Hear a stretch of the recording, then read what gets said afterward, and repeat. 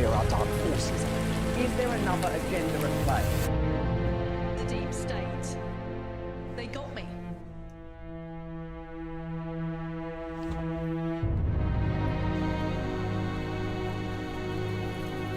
The deep state. Is there another agenda at play? All right.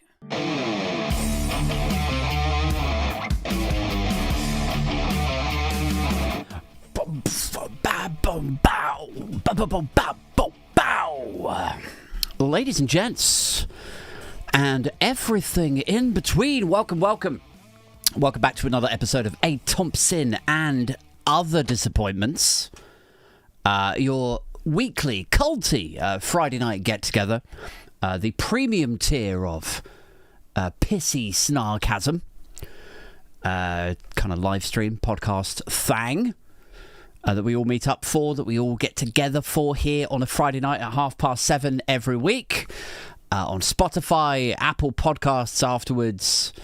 If you consume the show on one of those platforms, by the way, do me a favour, drop me a review on there. Give me a little cheeky 5-star review. That would be much appreciated, very helpful. Helps the channel to grow. Share me to your friends. Drop me a super thanks if you are enjoying the show. Drop me a little tip in the tip cup.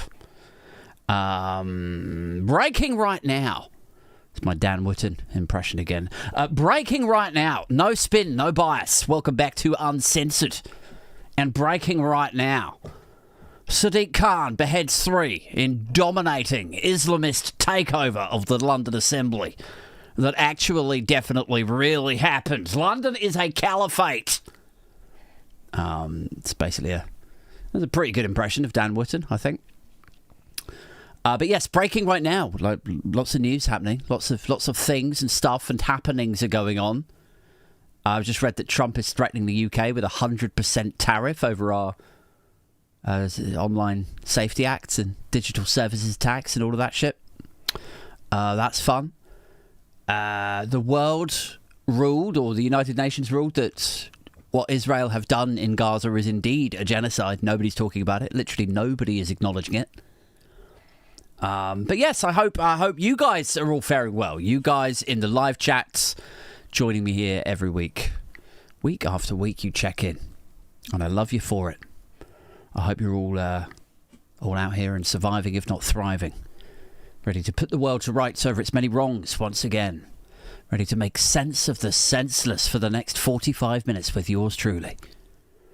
Are you surviving the heat wave, guys, gals, people in the live chat? Sly Loris has just become a member of the channel. What's up, Sly? How you doing? Welcome to the game.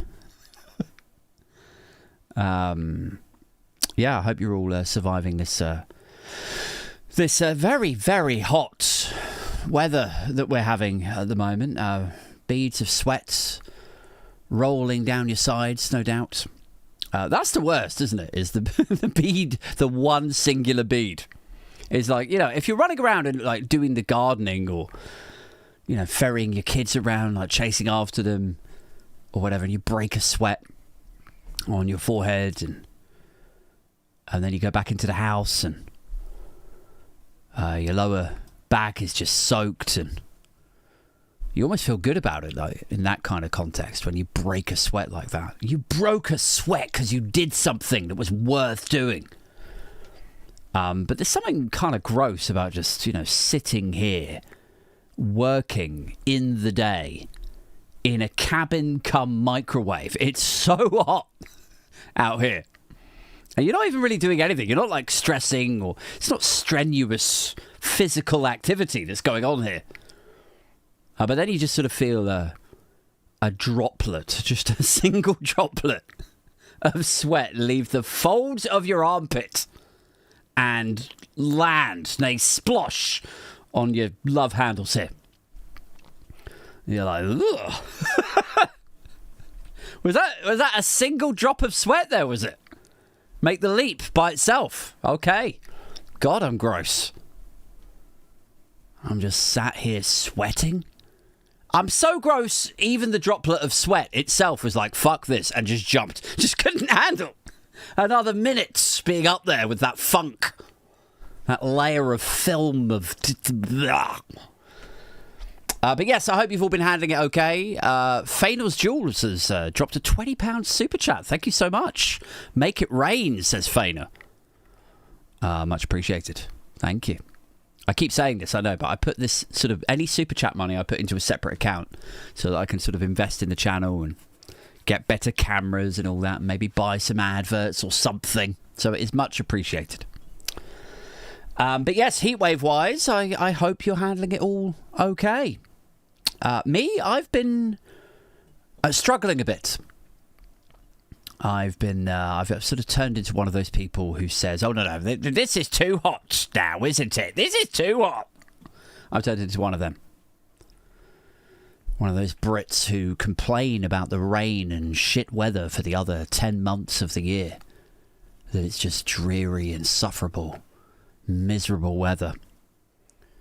And now within like a week of hot weather, I'm like, oh, I don't know about this. This is too hot now, you know. Turn into one of them. I mean, to be fair, it is like the fucking Terminator 2 playground out there. Like, it's just radioactively hot at the moment, isn't it? 35 degrees or some shit. Like 3 days in a row here in Hampshire. And we're all just going to bed drained and, you know, physically exhausted. And then you can't sleep properly because... I don't know if you know this or not, but I found out this week that human bodies need to sleep in temperatures below 20 degrees in order to cool off and repair, like a sort of overheated car thing. And obviously it's been over 20 degrees for days on end now. So what effect does that have on you? Like you wake up knackered, not rested, you're irritable, short-tempered, can't think straight. And I think it's fine, you know, people talk about the differences between, you know, hot weather here and hot weather on holiday, like how come it's so good when you're on holiday, but it's such a pain here. And but on holiday, you sort of chalk up that fatigue, don't you, that tiredness to your hangovers, I think. You know, you're like, well, 5 Stellas by the pool yesterday got me feeling quite tired today. That would probably leap to mind quicker than my sleep temperature. What temperature did I sleep at last night? Like, what even is that? Your sleep temperature. It's the first I've heard of it this week.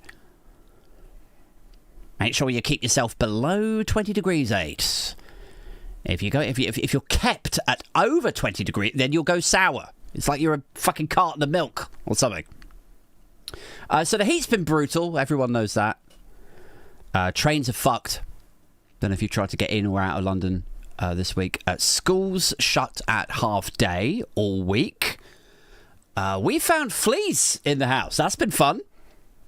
So we're hoovering every day. We're like scrubbing shit, putting powder down, spraying everything. 35-degree heat in the house and hoovering endlessly. Just shuttering services here in Blighty, and heat and pestilence settling in, and it's just, you know, feels like the end of days or some shit, doesn't it? I'm thinking I might just sort of, you know, fully lean into it, go full Mad Max on it, done a dead animal hat sort of thing, and just go post-apocalyptic and shit. I think maybe that's the move. Start a nomadic, post-apocalyptic culty tribe here in Hampshire. And mates of mine will see it starting to gather speed on Instagram or whatever, and they'll be like, have you seen Aid recently? I mean, Jesus. Started a Mad Max-style cult. Drives around the southeast with a ram's head on his helmet, scratching fleas out of his armpit. The singular droplets of sweat leap to their deaths from because he's so gross. They'll be like, that's the internet community that he was building, is it? Every Friday night? Jesus. What else has been happening this week? What else has been happening to you guys? What is the happy haps? I've got another super chat in from Paul Webster. Dropped a £10 super chat. Thank you, Paul. He says, just touch the tip. Go on, Nigel, give you 5 million. No one will know. I don't even know what that's a reference to, but I mean, I'll take it for 5 million, whatever. I'm not, you think I've got principles? I've got bills. I keep telling you.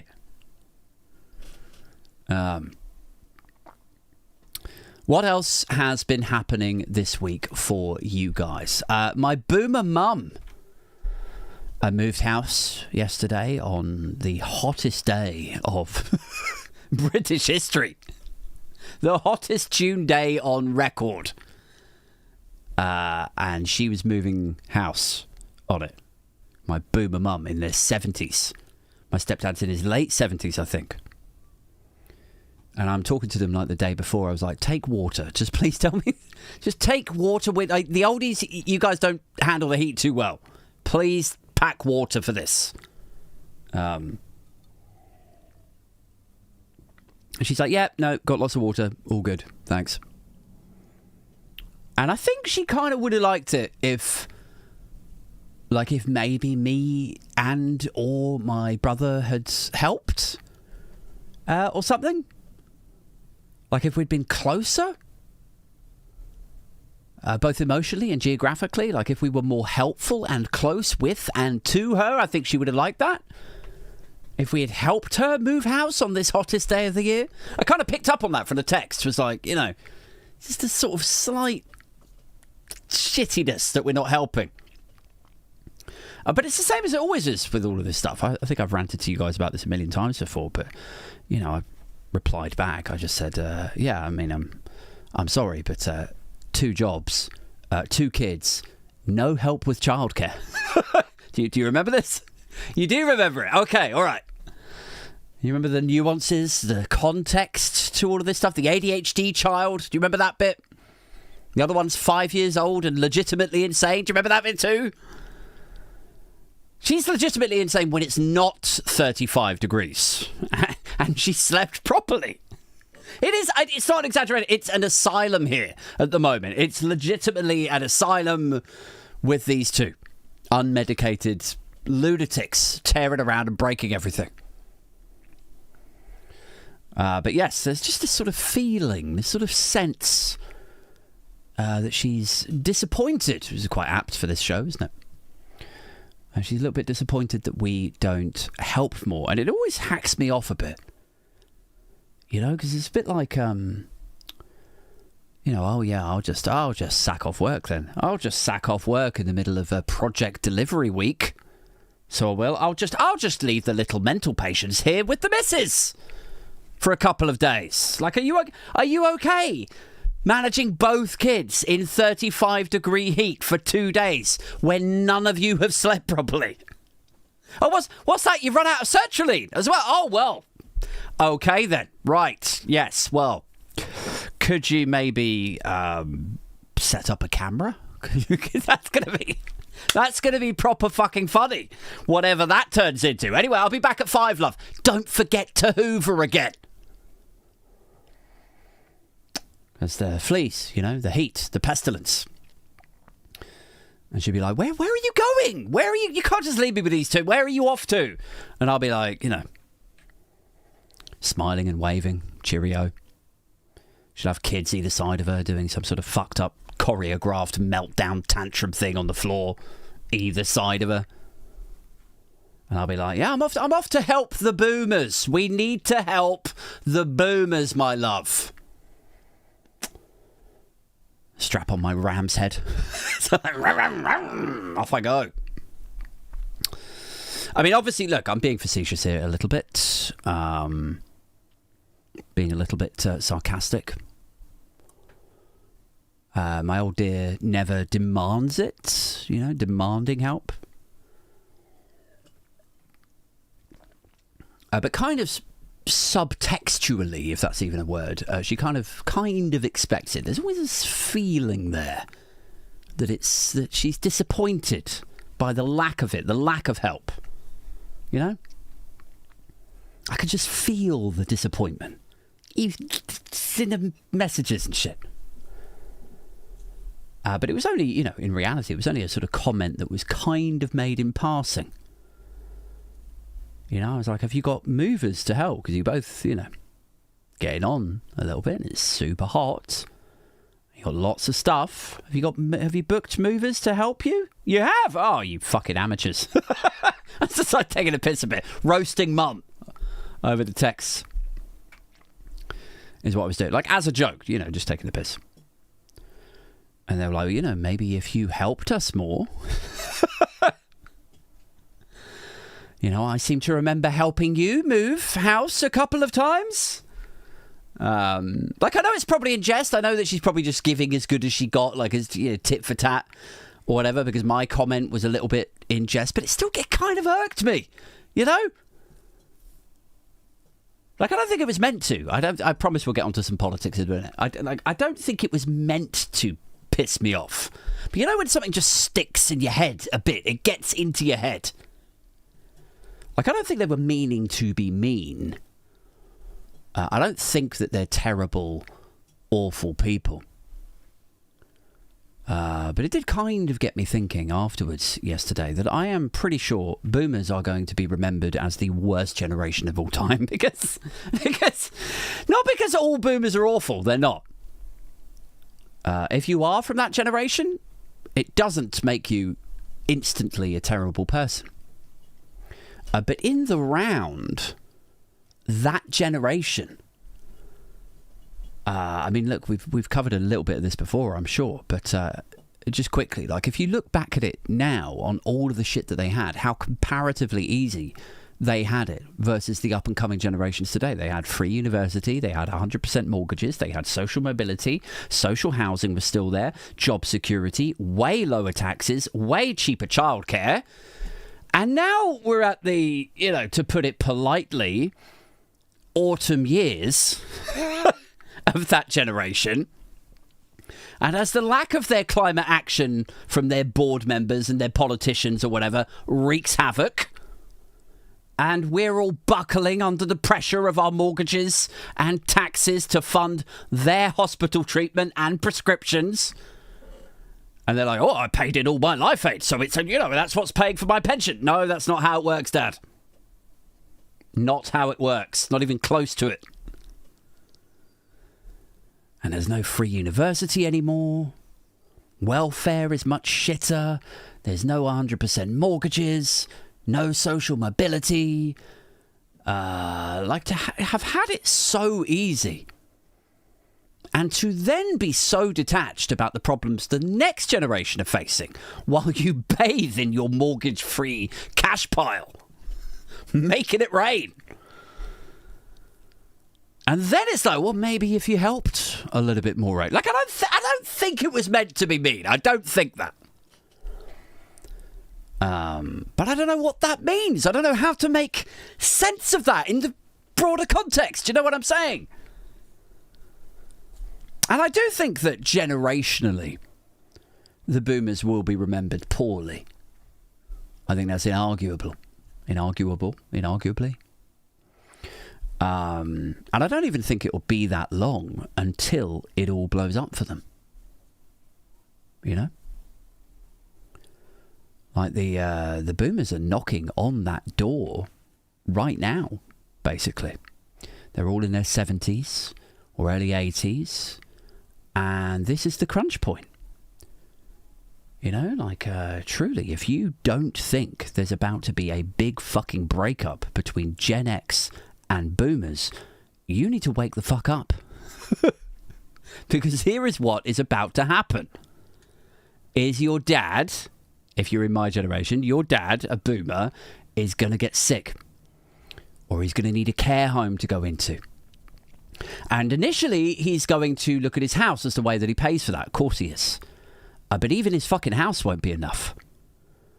He downsized a few years ago. So did all of his friends. To give people like you and your sister a shot at a house deposit. For an overpriced flat you could never afford otherwise. And so now he's in this bungalow or mobile home or whatever. And now he's going to sell that. And he'll be good for about 5 years, maybe, like 3 to 5 years. And then he's going to get sicker. He's going to get less able, more infirm, and he's going to need more care. Or your mum will. Round the clock fashion, 24-hour care. And it's going to have to be a kind of all right facility as well, because he's lost his fucking marbles. It's going to have to be secure.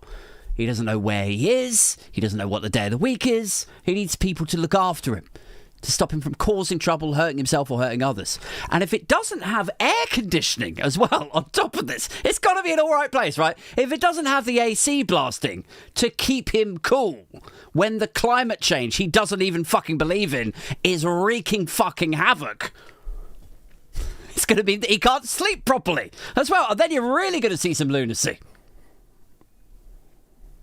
I'll be right there going like, set up the camera, get it on film. Yeah. And in this new facility, that's not even probably that nice, to be honest, he's going to want you to pay for it. Or maybe just some of it, maybe just half, or most of it. Or the alternative is, he's going to come and live with you. That is what is about to happen between Gen X, millennials, that sort of generation, and their boomer parents. This is what is about to explode. The same guy or old lady that told you and your sister, if you want something, you got to work hard for it, just like I didn't. The same generation that wouldn't help you with your childcare, because back in my day, you just leave the kids with a wife or put them in the childminders for 2 bob and a shilling eight. You don't have 2 bob and a shilling? What's wrong with you? No concept of how expensive your fucking mortgage is. How many years it's had to be extended by just to reduce the payments to their still eye-watering monthly outgoing numbers. And you and your brother or sister or whoever, both of you have second jobs. Maybe you have third jobs at this point, and side hustles just to try to get up a ladder a little bit more play money. Just get some new shoes for your daughter or whatever. But still, even with 2 jobs or 3 jobs, it still feels like you're stretched. You can't save anything. The prices of everything keeps going up. Your mortgage is going to explode again. You're not in a position to fucking care for somebody or to pay somebody else to. This is what is about to happen between Gen X and boomers, guys. It's going to get so bad for you and your family. Christmas is going to get real. It's a crunch point. It's a reckoning. It's going to happen where, just putting it frankly, the Gen X's will just be like, I can't. I just fucking can't. I don't have the money to pay for your care home. Like, why are you even showing me this pamphlet of the place, the brochure of the place that you'd like to, what is this? Why are you showing this to me? Well, it just looks like the sort of place that I'd be happy in. It's $2,000 a week, Dad. Without the nursing. You know? That's just you in a room. That's what that pays for. $2,000 a week for just you in a room.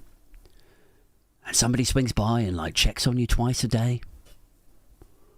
You know, like we should just get you a job in customer service. Like they would do that for free. You'd make money, Dad. You in a room and somebody comes by and checks on you a couple of times a day. That's perfect. Win-win. But the reckoning is coming, guys. The reckoning is coming between these 2 generations. You're going to have millennial sons and daughters going like, it's $2,000 a week, Mum. Like, what the fuck? Like, do you honestly think that I can afford $2,000 a week, $8,000 a month for this to keep you? Like, you think I got my second job in the Esso garage on top of my HR analyst career job? You think I got my second job because I can't afford my bills after squirreling away a secret $8,000 a month after tax? Like, are you insane? Mum. Oh, you are? Oh, okay. All right, fine. You didn't sleep properly. Okay, fine. I get it. I know that's hard. $2,000 a week for these places. You know, and then you try to explain this stuff to them and they'll be like, well, you know, I didn't realise that things had got that hard for you. And you're like, I tell you literally every fucking time I talk to you, Dad. It's all I ever talk about. Well, yeah, I thought we were just, having a grumble, though. Well, I was crying at Christmas, Dad, if you remember. And now you want $8,000 a month out of me. Like, how did you think this conversation was going to go, Dad? People are going to fall out. Families are going to break over this. The boomers are going to get all upset and they're going to, instead of facing down the responsibility, accepting the responsibility of their own fiscal calamity and recklessness, instead they're going to write bits in the Telegraph, aren't they? Of course they fucking are. They're going to write bits in the Telegraph about how Gen X are the most selfish generation ever. So far. And this new trend of kids who won't put their parents first. It'll be in the Telegraph lifestyle section. My selfish daughter refuses to let me come live with her. And you'll read the subheading. And it'll be like, in my day, we looked after our elderly, the greatest generation ever. And all of that. But Gen X and millennials would rather engage in their hedonistic lifestyles of barely surviving and sobbing while committing suicide, begging me to listen, than put my needs above those of their own children. What is wrong with them, they will say in the Telegraph. And their kids, the Gen Xers, the millennials or whatever, they're going to be like, fuck this, man. Fuck you, Dad. They're going to be like, you've ruined the planet. The middle class is dying. You keep voting for assholes that put the billionaires first. They jack up our taxes while giving themselves tax breaks. They loot the treasury. They privatise the public services. The cost of that gets jacked up. You lot, you fucked off on a cruise with your generational equity lottery win, selling up your family home. You fucked off on 3 cruises when we needed help with these 2. And now we get to the end of your lives and you're like, oh, and by the way, can you pay for my care home too, on top of all of that? Can I come and live with you? Could you care for me? On top of all your other shit that I never helped you with. In your tiny, over-mortgaged house with no space for its existing occupants. Like, sure we can do that. It's about to blow up, guys. It's about to go up. These 2 generations. Just sit back and watch. And, I'm not trying to rail on my folks here. They're nice people. I don't think they mean anybody any harm. I'm not trying to, talk shit about them. Although you probably have picked up that this entire rant is pretty deeply rooted in a passing text message conversation with one of them yesterday. That was actually quite light-hearted. Maybe I need to chill out a bit. Perhaps I need to sleep better. Guys. But, I do wish my old dear would have had the kids for a weekend or 2 here and there.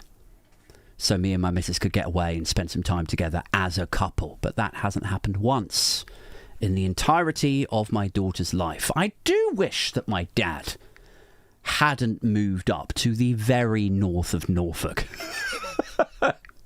Just as my brother was having kids.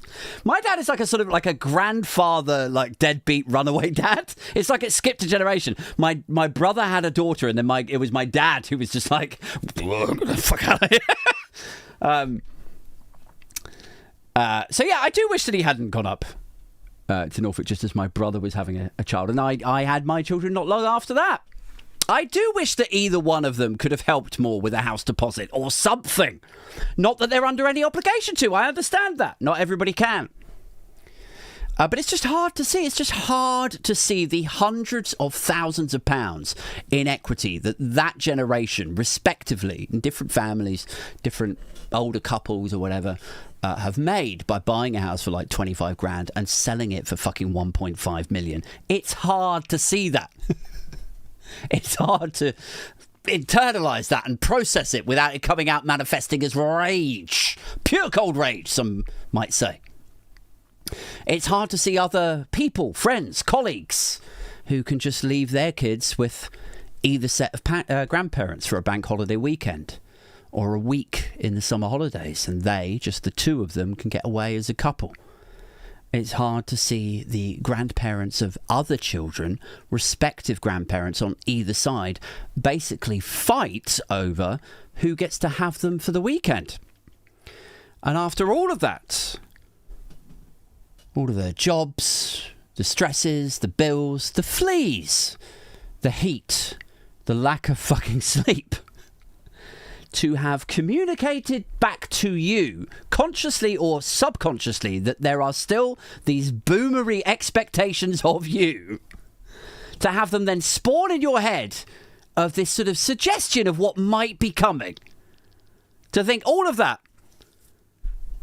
Like the idea that the older generation are just on the cusp now of being like, can you sort my care home? Or I'm coming to live with you. Is just... I don't know. I think when it does happen, and it's inevitable that it will, I think when it does happen, when any of our like parents come knocking on our doors, I think we should just be like, you know, they're like, can I come live with you, or can you pay for my care home? I think we should be like, well, you can't afford it. You can't afford it yourself. You know, what happened to your money, to your savings? Did you buy too many avocados? Did you? Like, just turn it around, throw it back. Sounds like you were fiscally irresponsible. We wouldn't have done that in your day, would we? No, it's just the care home fees are astronomical, mate. I can't afford this. Oh, right, okay, yeah. I just didn't realise that things had got that hard for you. The fees are outrageous, though. How am I supposed to afford it? Yeah, so what I'm hearing is that the cost of you having a home is unaffordable. It is! Right, well, okay. I mean, it might sound like I'm being a sarcastic, Dad, but I actually have a surprising amount of catharsis for this particular situation. All of this is actually pretty fucking relatable to me, Dad. Anyway, let's go back to the super chats, lest I miss them. My doctor prescribed speed. It really helps, says Phanos. The doctor prescribes me speed. It's a hell of a doctor. Paul Webster says, the last comment was a hat tip to Nigel Far Right, taking a £5 million bribe for which he is now crying, even on Talk TV and Ferrari, that they're out to get him. Yes, he's had a bad week, hasn't he? I did a TikTok earlier. God, I'm sweating. I did a TikTok earlier about it, like how he's been on the rounds twice this week and he's failed abysmally both times. And legend has it, rumour has it, there are some serious, like, you know, divisions going on now in reform off the back of this stuff. Like, do we really want him? Is he going to cost us the election? Why is he faltering? Kind of shit. Speaking of Farage, I suppose we should do a little bit of politics-y kind of stuff, right? Can't all just be me moaning about boomers and childcare and all that. Big week for Labour, guys. Big week for Labour, as a pair of eyelashes in a black T-shirt, Andy Burnham, as Kemi Badenoch referred to him, returned to Westminster. She said he was a pair of eyelashes in a black T-shirt. That was her supposedly cutting remark. Lots of right-wing journalists guffawing at her wit, so they were. She called him a pair of eyelashes in a black T-shirt, and the response from the sort of sane centrist or centre-left kind of quarters was like, wowee, that is balmy. That's good stuff. That's a hell of a zinger there. It's it's not the best. It's not the most cutting cuss or diss, is it? Pair of eyelashes in a black t-shirt. I mean, if politics doesn't work out, she could make a really talented year 7 battle rapper, I think, with disses like that. I read about the quote when, like, it was at PMQs, I think, wasn't it? I read about the quote and I was like, I don't even know if that makes sense. Does it? Like, as a sort of diss, as an attack, as a barb, throwing barbs at each other? Does it make sense? A pair of eyelashes. Well, doesn't she mean eyebrows? It should be eyebrows, shouldn't it? A pair of eyelashes you would barely see. But his brows are more prominent. I think, in my opinion, I don't know if people in the live chat will disagree. I think that's right. I don't think it is a pair of eyelashes. I think she misspoke. I think it should be eyebrows, a pair of eyebrows. And the t-shirt is dark blue, not black. So wrong colour of t-shirt, wrong anatomical, you know the word. Wrong body part. And yeah, wrong overall, like wrong turn of phrase. It's not really much of an attack. But apart from that, lads, yeah, hashtag owned. I'm sure he's devastated. I'm sure it took a while for him to come back from that. People, cradling him. It's going to be all right, Andy. You'll recover from this, probably. The other one that they whipped out this week was calling Bridget Phillipson a class warrior. Which is supposedly because she put VAT on private school fees. She made rich people pay VAT on a luxury item. They're privilege and nepotism factories, the private schools. If you pay for your kids to go into private education, it is an opulent luxury. You should pay VAT on it. And she slapped it on there. Levelling the playing field somewhat, because now that money comes into the Treasury and it can be used to upgrade the state school system. So yes, Bridget Phillipson, a working class woman, trying to improve the state school system. Kemi's big diss on her was that she is a class warrior. That was the Tory zinger there. I mean, is that a zinger, really? Like, calling somebody a class warrior? I don't think that's a zinger either. I'm not sure Kemi's cut out for this stuff. Calling somebody who is doing good things in terms of, like, it's a popular policy.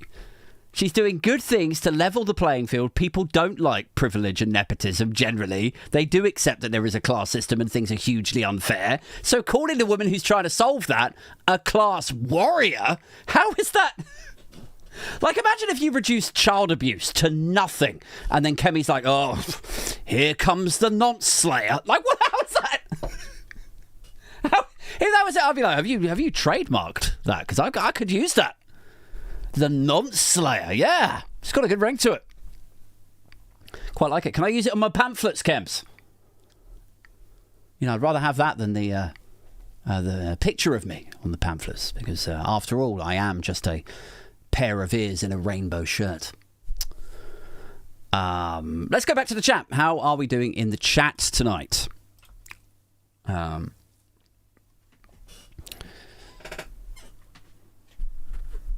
Phil Nelson says, I was a notorious class warrior in my youth and I ended up suspended in a PRU. What's a PRU? No idea. Super Tansky's in the chat. What's up, Tan? How you doing? Wow. Pardon me. There you go. That's just for you, Tan. The Upstairs Lounge says, apparently he is known for having very thick and lovely eyelashes. But it's like his eyebrows are more prominent. Like, what the fuck? It's got to be eyebrows. Let's not give Kems any fucking credit. Surely.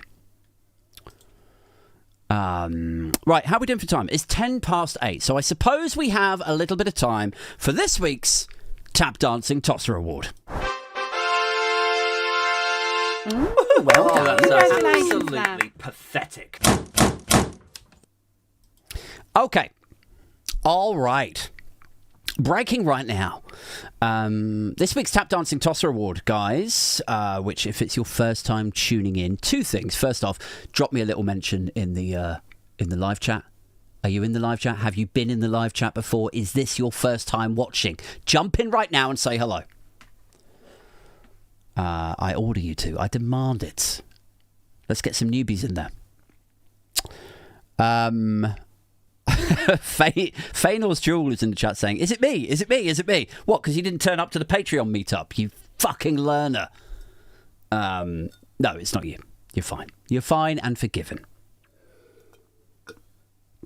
But the second thing is, if it's your first time tuning in, sorry, I'm going from pillar to post at the moment. ADHD is real. The second thing is, if it's your first time tuning in, the Tap Dancing Tosser Award is a weekly award, guys, that we dish out. It's a demeaning acknowledgement of somebody's bellendry that they've performed for us, a la tap dancing, right? They performed their bellendry for us to all enjoy. It's the Tap Dancing Tosser Award. This week's one goes to one of many Brexiters who this week lamented the failure of Brexit, because it's Brexit's 10-year anniversary, right? Lamented the failure of Brexit by pretending it was the means by which the baked turd was delivered to us, rather than the baked turd and fecal casserole that it was. That was the problem. It's not that it was a shit idea, it was how it was implemented, you know? You know what they say about that stuff. Ridiculous. And I did a video earlier in the week about Lance Foreman, who appeared on LBC's Cross Question. He's a former MEP, former Brexit Party fella. He listed off an array of fantasies and exaggerations about how Brexit was actually amazing. It was really, really good. It definitely wasn't a failure. It was awesome. Look at these 5 examples that I've given you that totally don't stand up to scrutiny. But it's not Lance Foreman. This guy tonight is a fresh one, although he does fit comfortably in the same genre.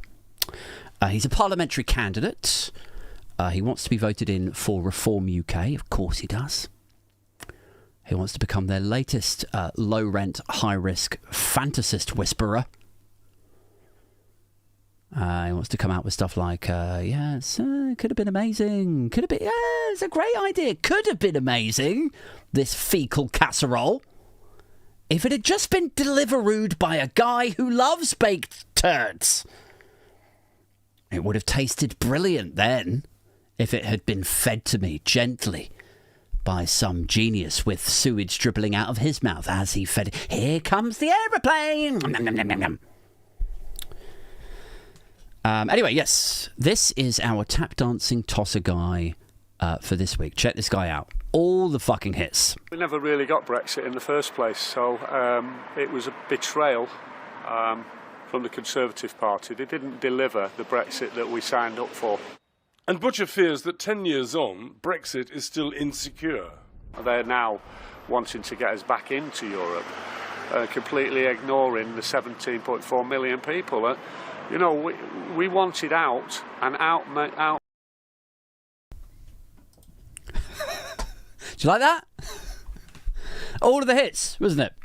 I don't know if you counted them. They're like, we never really got Brexit in the first place. It was a betrayal by the Conservative Party. They didn't deliver the Brexit we signed up for. They want to take us back into Europe. And it would be ignoring the 17.4 million people. It's literally all the fucking hits there. He probably had cue cards. You know, is this an interview with a Reform Party candidate, or some sort of speaking in tongues situation? You know, like Nigel controls his brain from somewhere afar, and he just, eyes roll back, blethers all of Nigel's bullet points out, one by one. Like, why are you even here, mate? Why are you fucking here? We could just run any interview with Farage from the last fucking decade and it would be exactly the same. So yes, this guy's name is Mark Butcher. And Mark, if you're watching, I don't think he is. But if you're watching, I'm sure people have corrected you about this sort of stuff over the many, many years since Brexit now, more than a couple of times. But just for the record, just in case it takes a while for these things to sink in, maybe you haven't slept well. We never really got Brexit in the first place. You did. We left. In fact, the Brexit deal that you got was so acceptable to your boss that he agreed to step aside in 2019 to let Boris roll it out for him. It was a betrayal by the Conservative Party. Well, then it was a betrayal that your boy Nige agreed to. They didn't deliver the Brexit we signed up for. There was no signing up for anything. You voted for a fantasy, Mark. Someone tried to make it work. But it was always that same shit casserole. They want to take us back into Europe. Literally shut the fuck up, Mark. Shut the fuck up. Nobody's taking us back into the EU. I wish they were. I wish I could jump in to this fantasy nightmare of yours with you. I wish I could inhabit that same conspiracy theory space sometimes. But they're not. Nobody's taking us back into the EU. And ignoring the 17.4 million people is kind of moot in 2026 when so many of them, according to pollster Peter Kellner, they were over 65 at the time, a healthy majority of that healthy majority. And his words, not mine, Brexiters have literally died out. Take a bow, Mark Butcher. You are this week's tap dancing tosser. Well done. That's absolutely pathetic. All right. How are we doing for time? 17 minutes past the hour of 8. People, viewers, listeners, people of the booch. Quick swig. I am sweating like Super Tansky in a confession box. Okay, so should we do a weird news story? It's usually about this time that we try and do a weird news story because reform are nuts. Matey boy here, who just won the award. He's still out here spitting Faragian lines. Climate change is raging. I feel like a fucking baked turd in this shed. Kemi and Nige, while we're all suffering 35-degree heat or 37-degree heat, Kemi and Nige attended a fossil fuel anti-net zero conference this week to celebrate it. Everything's shit and there's no hope for anyone. Let's lighten the mood with this weird news story.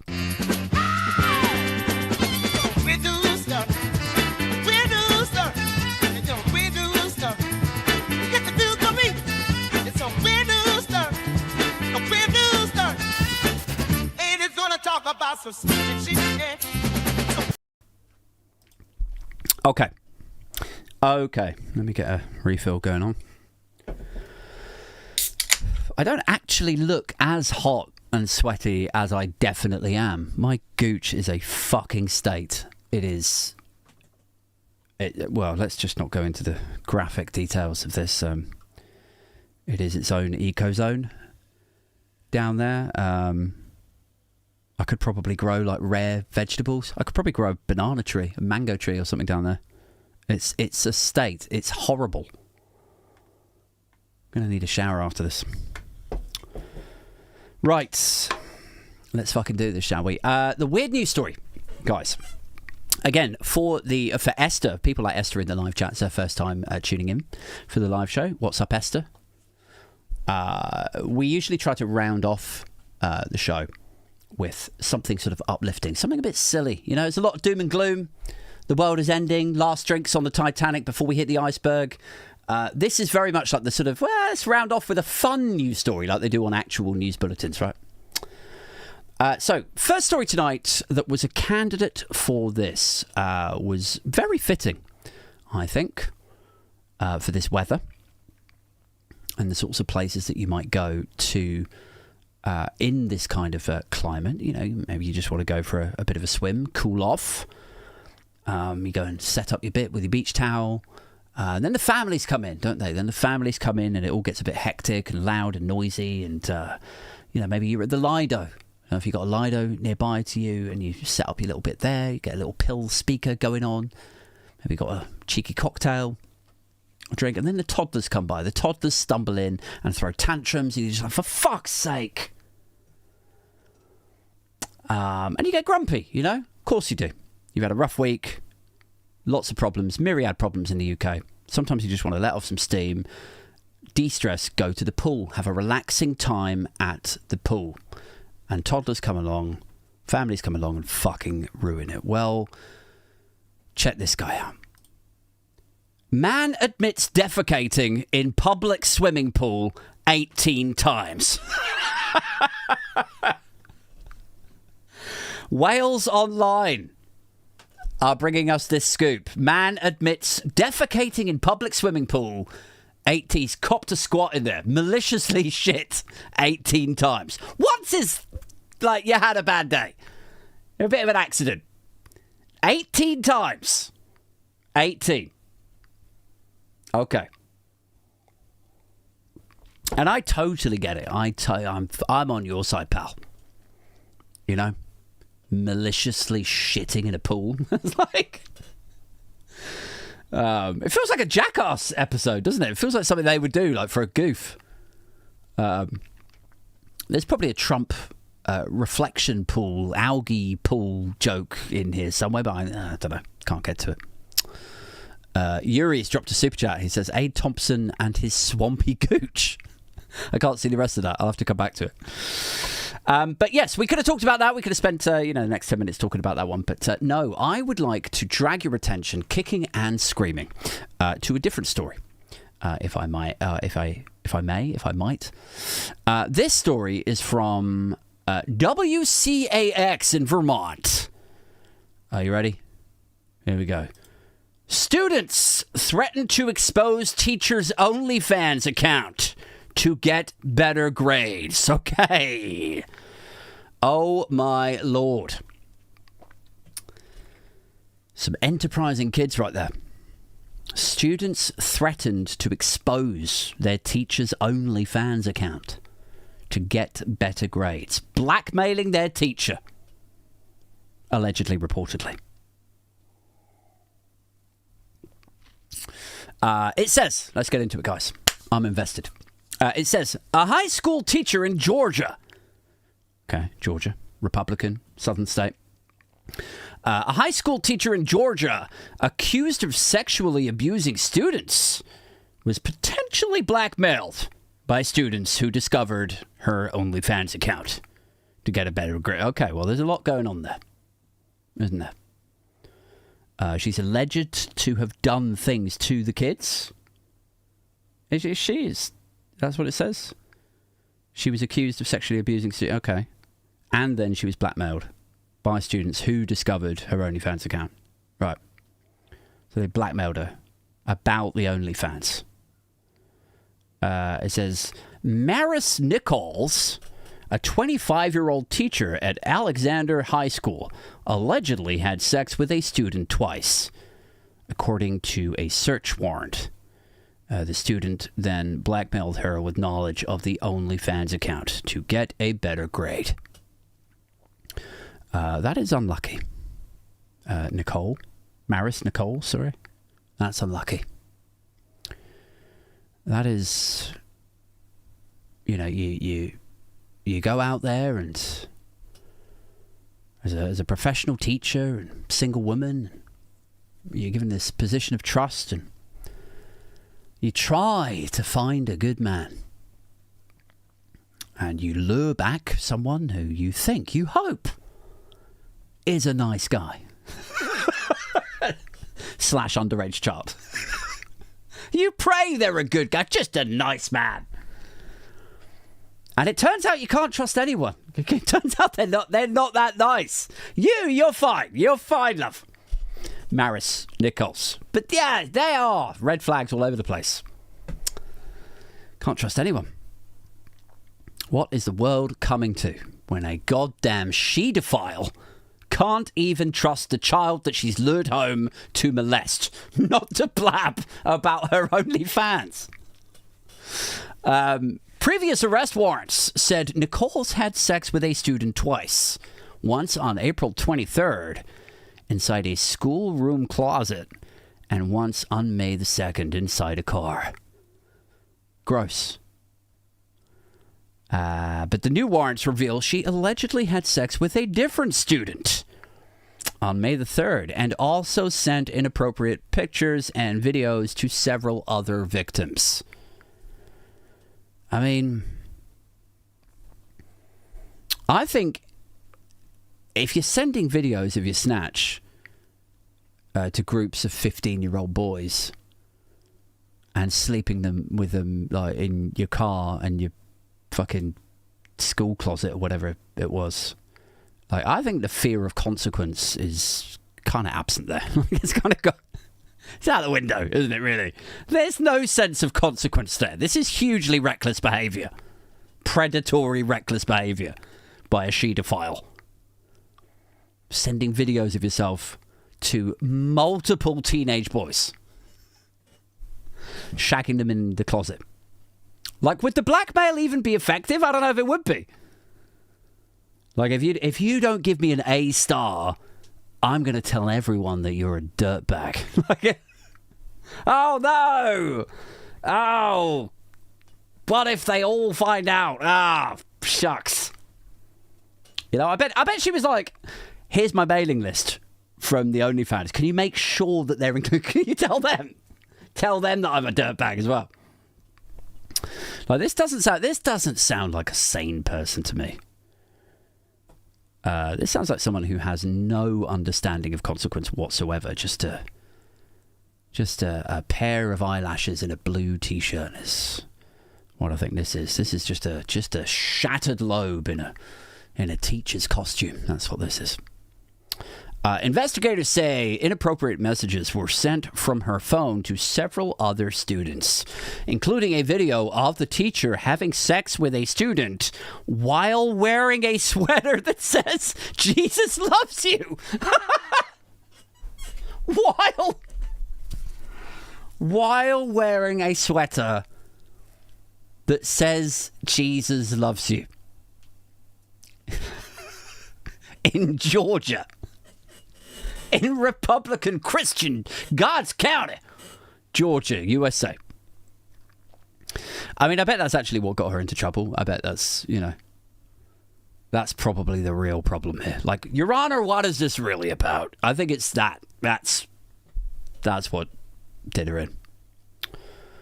You know, I mean, that's a state where they would probably overlook a priest doing something similar. A lot of them probably look the other way on Trump's allegations, wouldn't they? But a she-dophile banging students on video in a Jesus loves you jumper, that is too far. You Jezebel.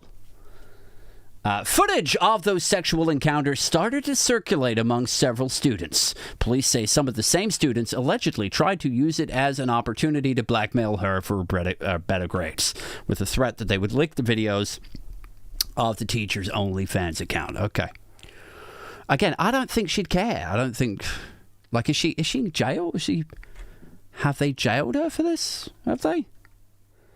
It says Nichols faces 1 count of tampering with evidence, 2 counts of child molestation, 4 counts of improper sexual contact by an employee, and 4 counts of grooming a minor. Right. So she's facing those charges at the moment. Not quite jailed yet. Not convicted yet. But I bet her OnlyFans has fucking exploded, hasn't it? I mean, this is a sort of story that we should always, like, all of us keep coming back to whenever anyone tries to impart anything resembling positivity or, like, hope for the future of humanity. Is this story is like, you know, it's It's nice if you could kid yourself that we're on our way to some futuristic utopia. Like, I think that's good for you. It's sweet if you think that most people are mostly okay. So I think humanity's got a chance. It's just a few bad apples, ain't. You should direct them back to this story right here. Like, I bet this bitch's OnlyFans has exploded since she got arrested. I bet there's fucking 10,000 guys throwing their credit card money at that OnlyFans thing now, getting into debt, plunging themselves into debt on the off chance that she DMs them back. 10,000 lonely fucking wanky Americans. I'll pay your bail, baby. This is what you should point them back to. Anyway, listen, guys, let's wrap this up. It is 8:30. Of course it is. Let me leave you with one of my Jerry Springer-esque final thoughts here. We live in a world where nothing is fair and everything is awful. Even the saviour of the Labour Party ends up hiring blue Labour Tories, nuking hope before it has even got its blue T-shirt on. The people responsible for instilling faith and hope in the future, in us, in our children, teachers, are too busy fucking our kids as a scenic route to promoting their adult entertainment pay-per-views. Even former BBC News readers who have been jailed and shamed for Category A child abuse also seem to be using it as a stepping stone to a steady income on Substack now. If you haven't seen the latest Hugh Edwards developments. But however bad things get, however trying and challenging the situation, it's important, nay vital, that you remember you are still not coming to live with me, Mum and Dad. I'm sorry about that. Guys, that's it. That's it for the podcast proper. We're going to wind this down now to the lock-in. We're going to do a little bit of Q&A. Thank you so much to all of you who came along to the Liverpool meetup last week. It was lots of fun. We hung out at this sort of all-day band festival thing. I've got some videos still on my phone, which I will put up on Blue Sky. There's going to be another one, of course there is, but it'll be in like 5 or 6 months' time. It's really important that I get the childcare there and I don't, saddle my missus with the kids, and we've got some way of working this out because, as I mentioned, we don't get an awful lot of help. But it will be, I don't even know where it will be. If there's somewhere that people are particularly excited about, bearing in mind it will probably be in autumn, getting on into winter, do let me know. I'm open to suggestions. But that's it for the podcast. Let's wind it up. Don't forget to like and subscribe. Please share me around. Let's bring this down to the motherfucking lock-in. All right. Where are we? Where's my lock-in?